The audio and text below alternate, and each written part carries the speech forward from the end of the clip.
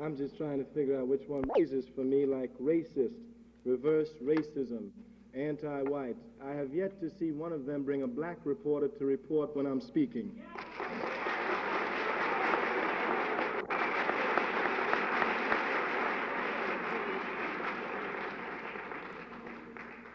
I guess black people are the only people who have a monopoly on racism.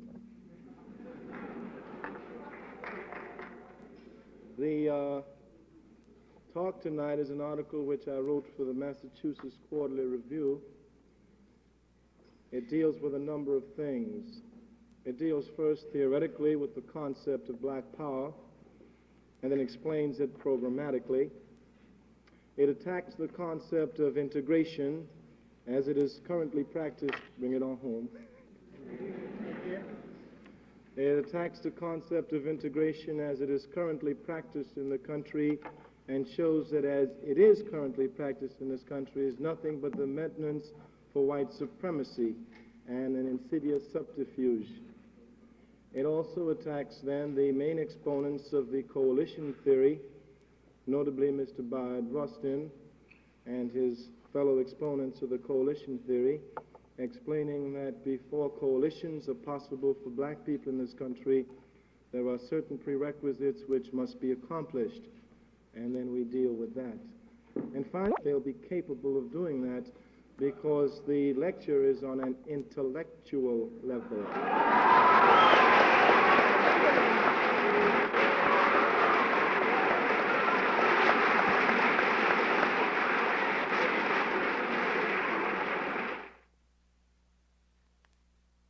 Positive and redemptive force in a society degenerating into a form of totalitarianism is to be made by examining the history of distortion that the concept has received in the national media of publicity.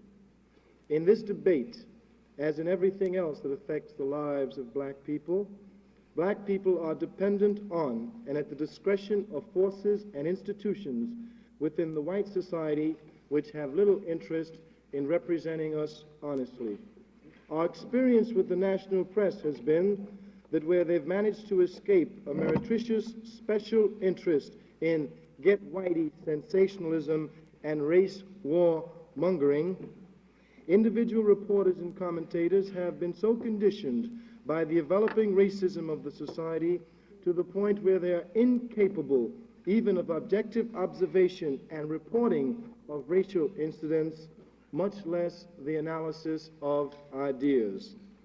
But this limitation of vision and perceptions is to create our own terms through which to define ourselves and our relationship, and to have those terms recognized by the society.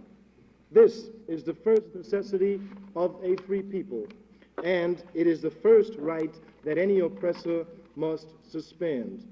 Now, I really believe strongly in the need to fight for the right to define oneself. The existentialist philosophers, notably Camus and Sartre, spend quite a bit of time on defining, on the need for definition. Camus states on the first page of The Rebel that when the slave stops accepting the definitions imposed upon him by his master, then and only then does he begin to move into his own sphere and create a life for himself. Now, for us, that's very important. I guess, an example would be the red man and the cowboys in the movies or on the television screen, and to see how definitions can define people. You ever watch them? The white man is losing the war with the red man, and he sends for the cavalry, and they come, and they're riding very white and very proper. And they blow the charge, and they get down off their horses, and they line up with their guns, and they shoot everybody. All the red men are dead. And they get back on their horses, and they're very white and very proper, ride to the fort. And there's this white woman standing by the gate. She says, "What happened?" And the lieutenant, who's always young and dashing, says, "We had a victory. We killed all the Indians." He says, "Hooray." Now, the next time when the reverse happens, when the red man beat up all the white men and kill them, one escapes, and he's hanging over his horse. And he makes it to the fort, and the white woman says, "What happened? Those dirty Indians, they massacred us."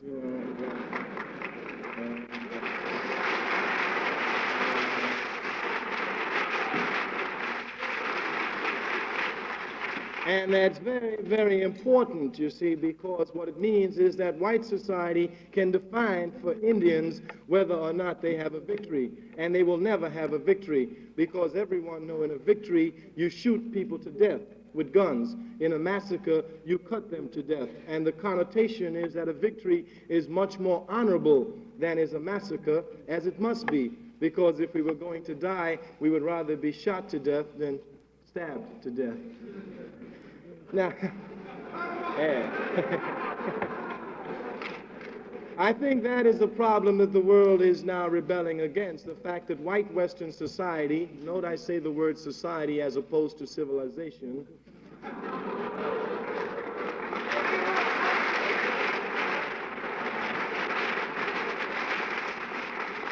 white Western society has defined everybody. The red man has been called Indians because a stupid white man by the name of Columbus thought he was in India.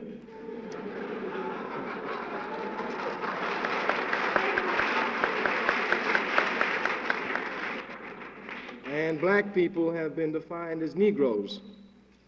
I guess somebody thought they were in Negro land. Now, that also works very clearly even today, and the concept of definition is very... So that the need to define is precisely the fight that I think black people are now waging in the country. We will define ourselves as we see fit. We will use the terms that will gather the momentum for our movement. White America will respect them. Respect them.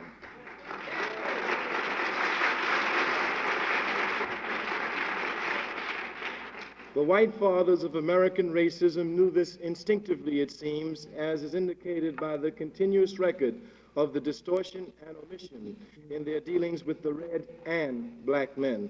In the same way that the Southern apologists for the Jim Crow Society have so obscured, muddied, and misrepresented the record of that Reconstruction period until it is almost impossible to tell what really happened. Their contemporary counterparts are busy doing the same thing with the recent history of the civil rights movement. In 1964, for example, the National Democratic Party, led by L.B.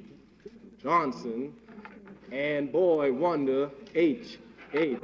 Humphrey,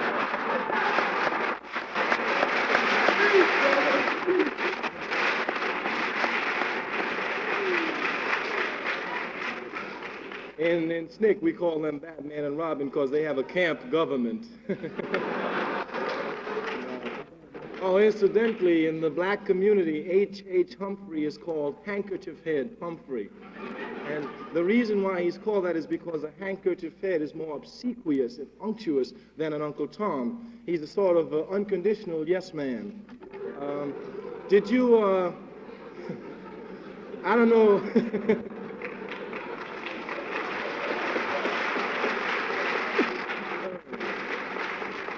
I don't know if you dug television in January when Johnson was delivering his State of the Johnson message to the Union. We call it the State of the Johnson message because we've never seen anybody quote themselves 3 times from oral speeches they make at a major speech they're presenting. But he did it. Now, if you noticed in the speech, if you're watching television, in the background you could see H.H. Humphrey.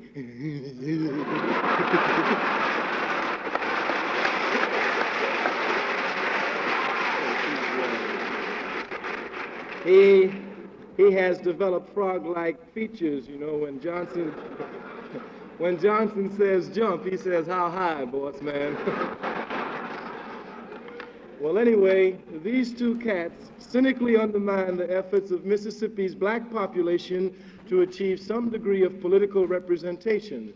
I'm speaking of the Mississippi Freedom Democrat now, with a situation where powerless conscience meets conscience-less power, threatening the very foundations of our nation. We deplore the overt violence of riots, but we feel it is more important to focus on the real sources of these eruptions. These sources may be embedded inside the ghetto, but their basic cause lies in the silent and covert violence which white middle-class America inflicts upon the victims of the inner city. In short, the failure of American leaders to use American power to create equal opportunity in life as well as law, this is the real problem and not the anguished cry for black power. Without the capacity to participate with power, that is, to have some organized and political and economic strength to really influence people with whom one interacts, integration is not meaningful.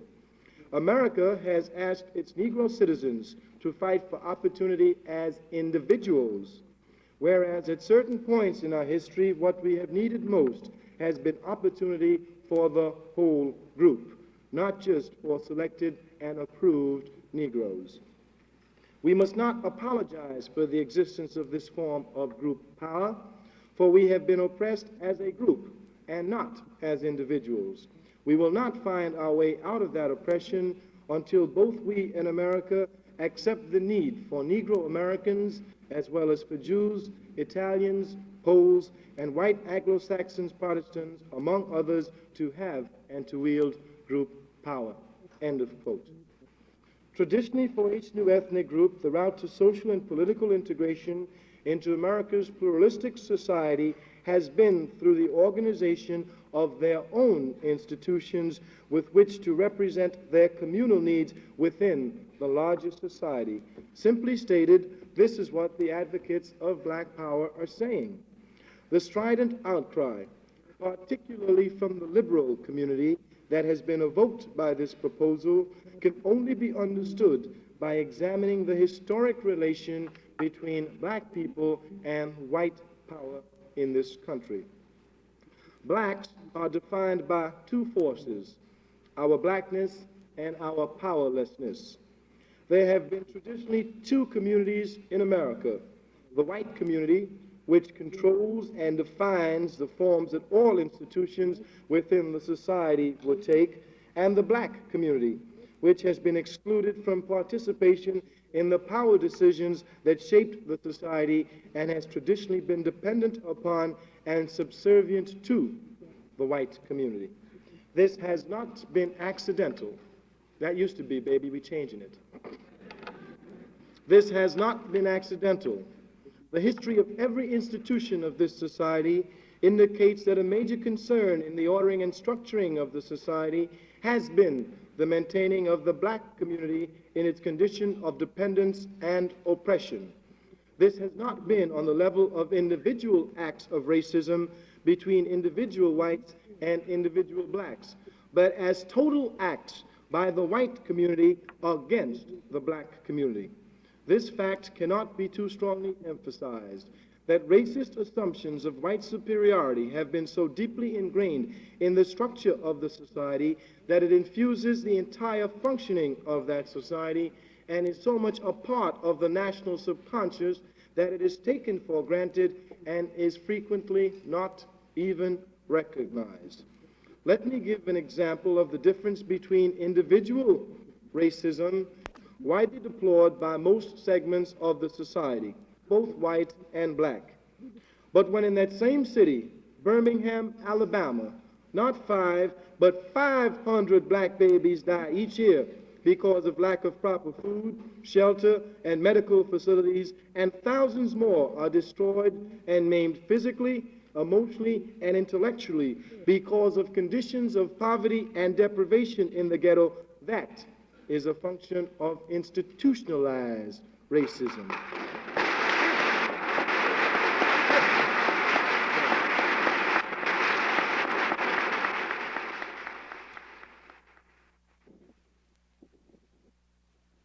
And colonial exploitation, this is in practical, economic, and political terms true. For philosophy students, it is a truism. There are over 20 million black people comprising 10% of this nation, we are told. I believe we're more. They, for the most part, live in well-defined areas of the country, in the shanty towns and rural black belt areas of the South, and increasingly in the slums of northern and western industrial cities.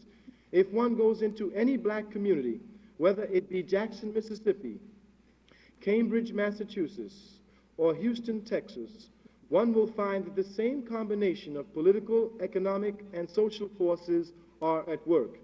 The people in the black community do not control the resources of that community, its political decisions, its law enforcement, its housing standards, even the physical ownership of the land, houses, and stores lie outside that community. It is white power that makes the laws, and it is violent white power in the form of armed white cops that enforces those laws with guns and nightsticks. The vast majority of black people in this country live in these captive communities and must endure these conditions of oppression because and only because we are black and powerless. I do not suppose that at any point the men who control the power and resources of this country ever sat down and designed these black enclaves and formally articulated the terms of their colonial and dependent status, as was done, for example, by the apartheid government of South Africa, which this country supports. Yet, one cannot distinguish between one ghetto and another. As one moves from city to city, it is as though some malignant racist planning unit had done precisely this, designed each one from the same master blueprint. And indeed, if the ghetto had been formally and deliberately planned, instead of going spontaneously and inevitably from the racist functioning of the various institutions that combine to make this society, it would be somehow less frightening. The situation would be less frightening because if these ghettos were the result of design and conspiracy, one could understand their similarity as being artificially and consciously imposed qualities, rather than the result of identical patterns of white racism which repeats themselves in cities as distant as Boston is to Watts. Without bothering to list the historic factors which contribute to this pattern, what kinds of changes are necessary and how is it possible to bring them about? In recent years, the answer to these questions, which has been given by a most articulate group of black people and their white allies, the liberals of all stripes, has been in terms of something called integration. According to the advocates of integration, social justice will be accomplished by, and I quote, integrating the Negro into the mainstream institutions of the society from which he has been traditionally excluded, end of quote. It is very significant that each time I've heard this formulation, it has been in terms of the Negro, the individual Negro, rather than in terms of the entire black community. This concept of integration had to be based on the assumption that there was nothing of value in the black community and that little of value could be created among black people. So the thing to do was to siphon off the acceptable blacks into the surrounding white middle-class community.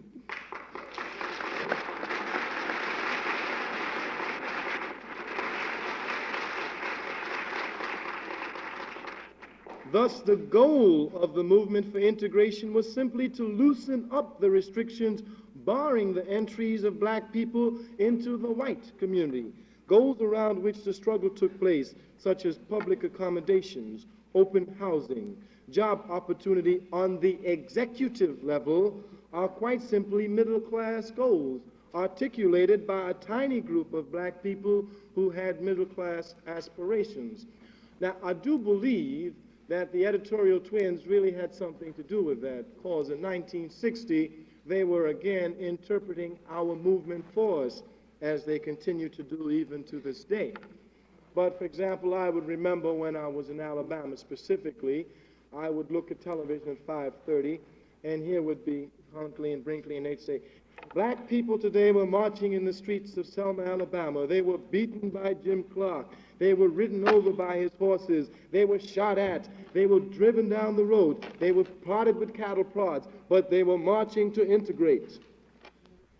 Then the next day he would say, black people in the North have come to join their black brothers in the South. They are again beaten by Jim Clark, ridden with his horses, whooped with his whoops, crowded with crowded prattles, beaten, stepped on, sent to jail, but they're still marching to integrate. Since I had a little philosophy, I thought I would take that to its logical extension.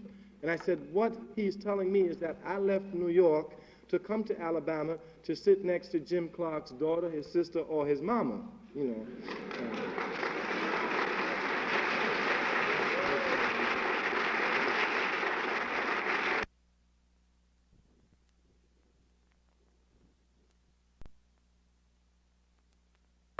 Same thing about the funky jumps and says, you mean violence. And he wants us to say, no, we don't mean violence. Later for you, honky, we know what we mean.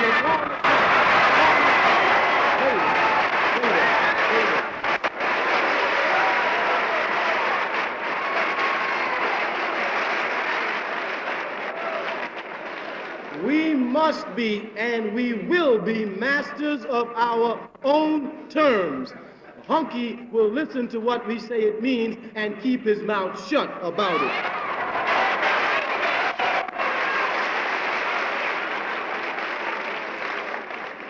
And that must be very clear in your mind, because our whole fight in this country is that we have been defined by white Western society.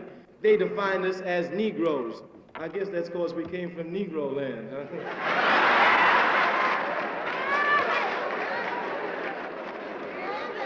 And with that definition came the synonyms of being lazy, apathetic, dumb, stupid, watermelon eating, happy, contented, and got good rhythm.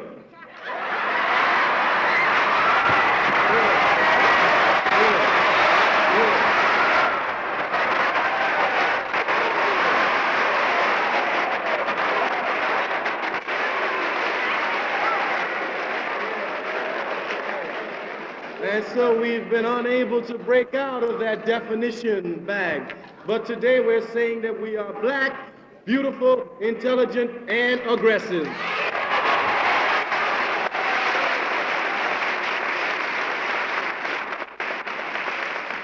So that we will now begin to define ourselves. And finally, in terms of the assumptions, we want to move into this thing about violence.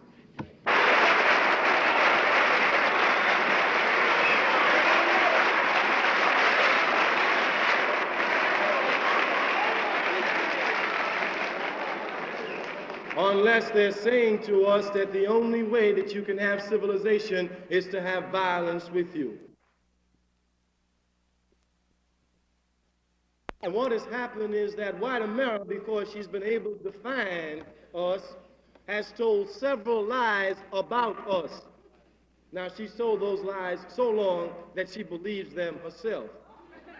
What is pathetic is that some black people believe the lies she's told about us, and that's what we come to clear up today. Yes, sir.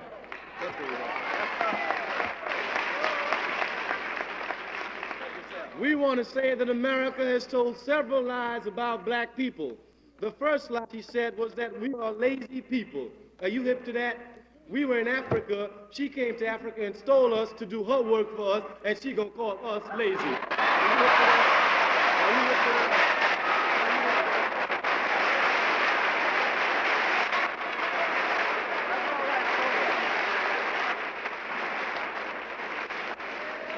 If you ride up and down the cotton belt, starting next month, you will see black people in the cotton fields picking and chopping, or chopping now and picking later in the fall, for $2 a day. You watch them work from sunup to sundown, what our grandfolks used to call from kin to kin. Can't see in the morning to can't see at night.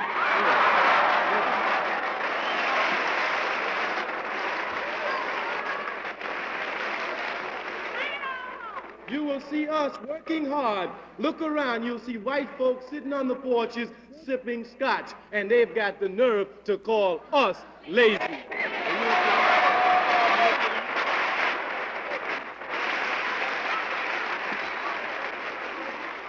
So you get a degree. If you study hard, you will succeed. Dig what they were doing to us. Make this work and get to college, man. Here we go to high school, get a diploma, and sweat through 4 years of college while our mothers were on their knees scrubbing the floor, and we'd walk out of college with a college degree, and some hunky with a high school degree would get a better paying job than we would.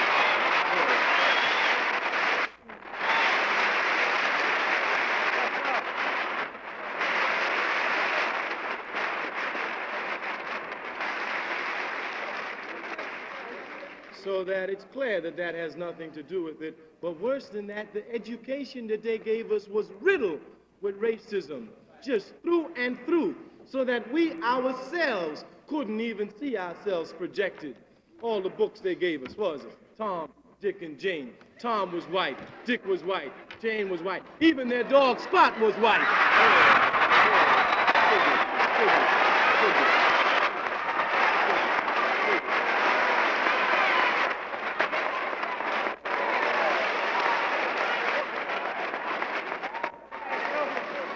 And the only time we saw ourselves was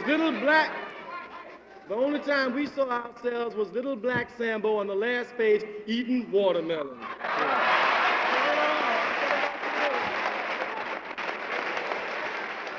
But now that type of racism we can begin to deal with. But it's the subtle racism that I want to speak to you about now. Let me give you an example. If I said that Mr. Kwame Nkrumah, who is a brilliant black man,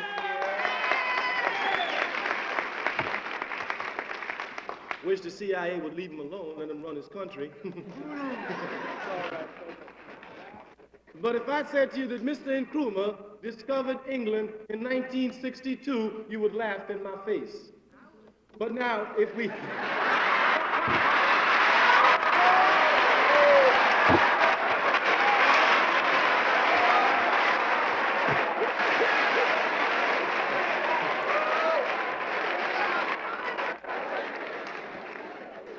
But now, if we didn't recognize the existence of non-black people, that would be when he discovered England, because that's the first time that that black man stepped foot on England.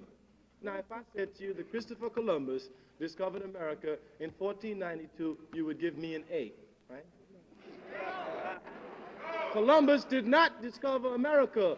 There were people here before the honky came here.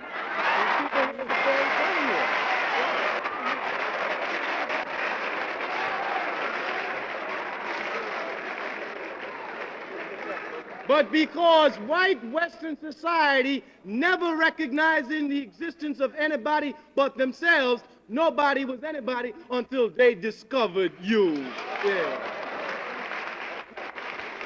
And you've got to understand that concept in your mind. Because here you are running around talking about a white man discovering red people, and you praising him to the hills, and he was a dumb hunky. Look, Columbus was stupid. He was so stupid he died thinking he was in India. That's how dumb he was. Dumb he was. Dumb he was.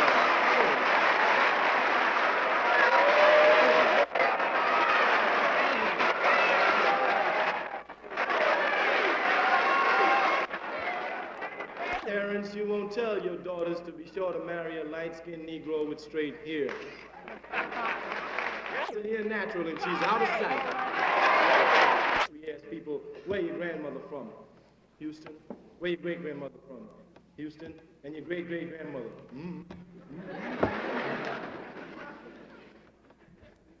She's from Africa.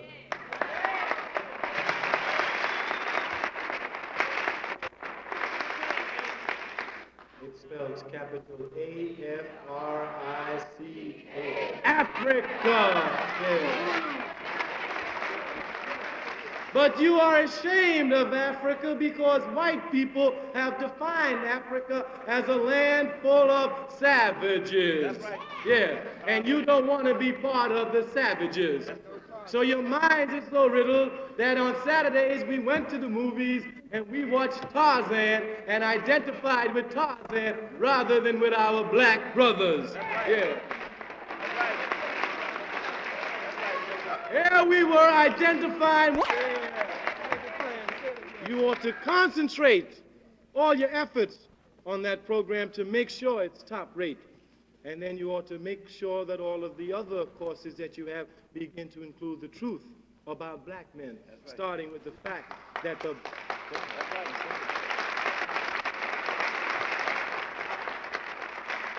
You can start with the fact that the first man to die in this country for the war on independence was a black man named Crispus Attucks. Yes.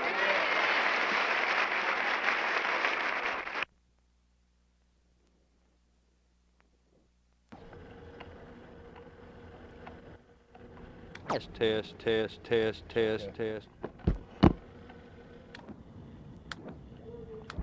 To destroy that you're uncivilized. I think what blacks are saying to white America is that we recognize.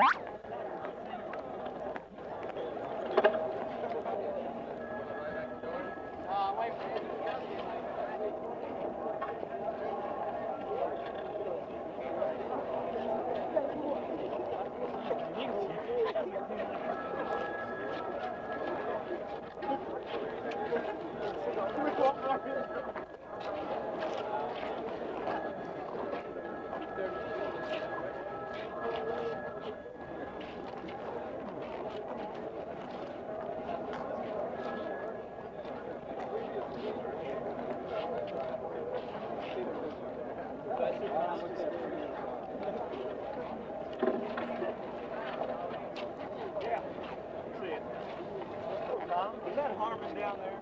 It sure sounded like Harmon.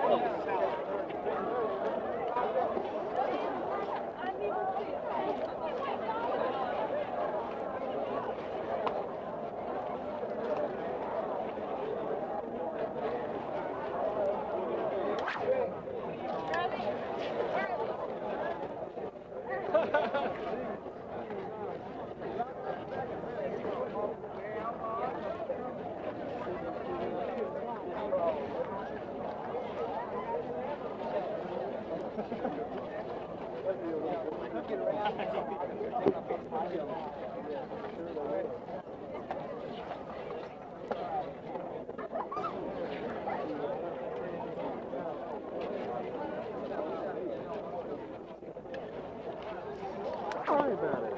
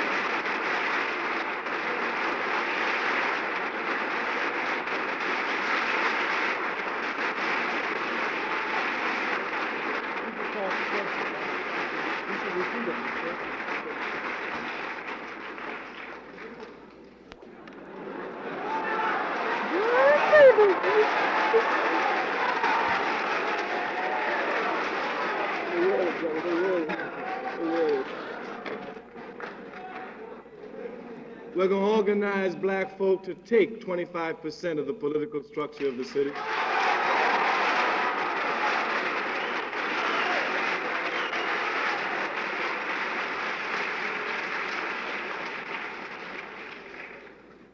Young lady up here. I dug it.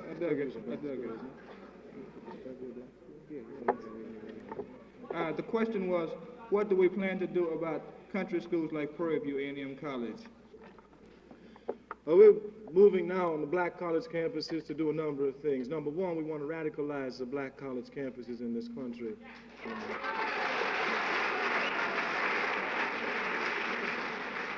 In order to do that, we do a number of things. Number one is that we get rid of compulsory ROTC off our college campuses for the moment.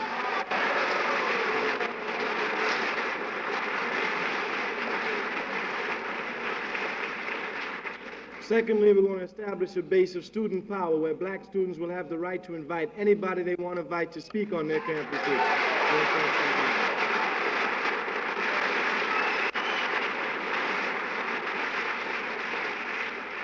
Thirdly, we want to rid the black schools in this country of the white dominations that they've suffered under for so many years. We want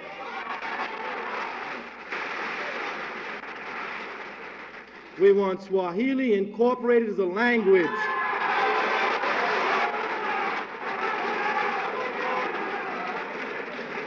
Not only at Purview, but in all the high schools of this country. Black people need to know how to speak Swahili so we can talk to our African brothers without outsiders listening in on what we're talking about.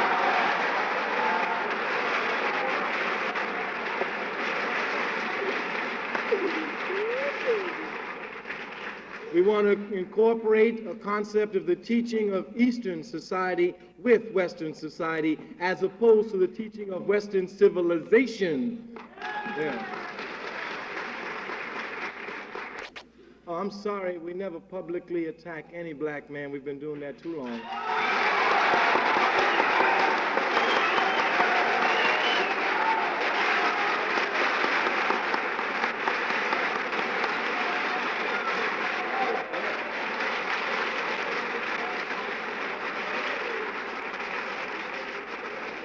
I've just read an article for you entitled Towards Black Liberation, which I wrote, which expresses a lot of the programmatic concepts of SNCC. You can pick it up outside. It appeared in the Massachusetts Review the last fall of '66. You can. Mr. Carmichael, think of the recent TSU movement. It was a long time coming.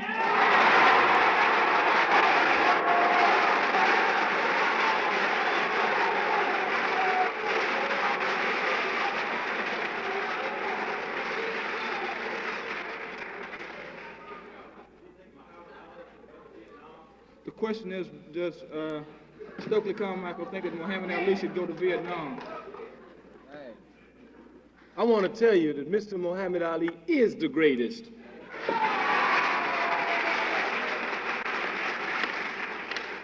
This is a book entitled Vietnam, Vietnam by Mr. Felix Green. I know you don't often get a chance to read it, but you should try and pick it up.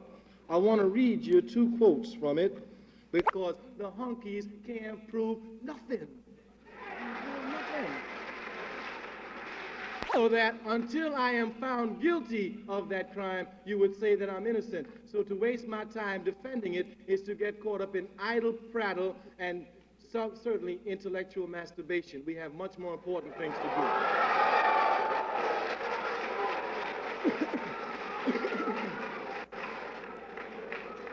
Times, which says that I'm a rabble-rouser. This country has law and order. Unfortunately, it doesn't have justice. Hitler had the most efficient system of law and order. He didn't even know how to spell justice. And that what we say is just what Jesus Christ said. I've come to bring the sword, not the shield. I have come to turn son against father, daughter against mother, nation against nation. For where there is injustice, there shall be no peace, no peace. And if white America don't know how to give justice to black people, there's going to be no peace. We're going to tear it up, tear it up, tear it up. All right.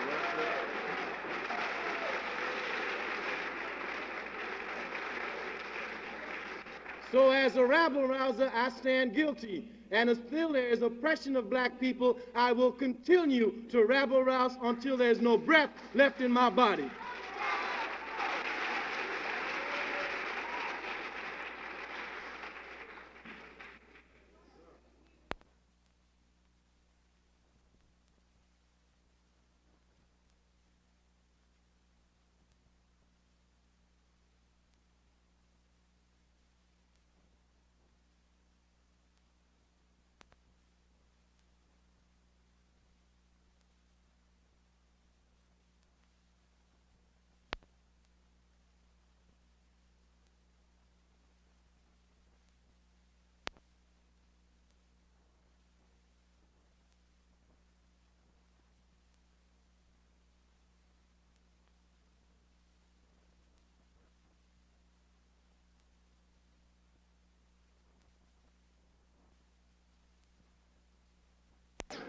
Oh.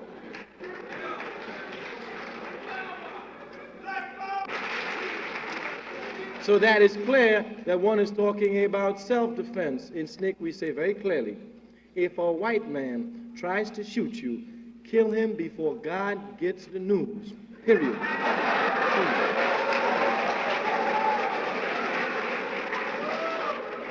So that if he doesn't want to die, if he doesn't want his arm broken, let him stay in bed with his wife at 3 o'clock in the morning instead of hunting our churches and houses and little children. See? If he's